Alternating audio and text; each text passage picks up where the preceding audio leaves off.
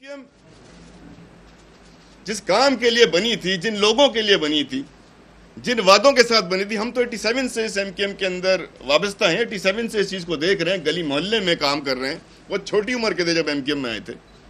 तो हमें तो जो बताया गया था कि एमकेएम बनाने का मकसद एक आम आदमी के हकूक का हसूल, एक गरीब आदमी की हुक्मरानी, मिडिल क्लास रूल, जागीरदाराना वडेराना सोच के खिलाफ जिहाद। और आज हम क्या देखते हैं कि ये सारी की सारी वो बुराइयां जिनके लिए एमकेएम बनाई गई थी, जिसके लिए मेरे जैसा एक नौजवान या और नौजवान मुस्तफा भाई जब आए होंगे तो उस वक्त इनकी उम्र भी कम होगी, जो एमकेएम में आए थे वो तो इसके लिए आए थे।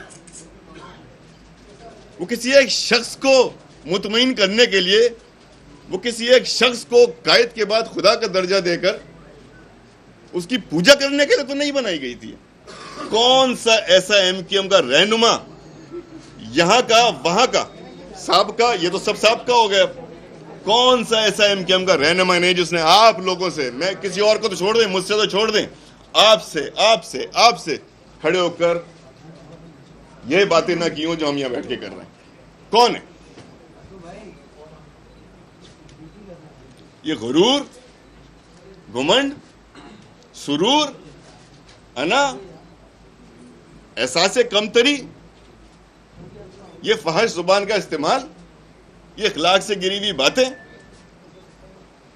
ये अवाम से मुखातिब होते वक्त इस जुबान का इस्तेमाल। तो खसूसन हालिया दिनों में जो कुछ हमने सुना, क्या मैं अपने घर में अपने बीवी बच्चों को नहीं सुना सकता?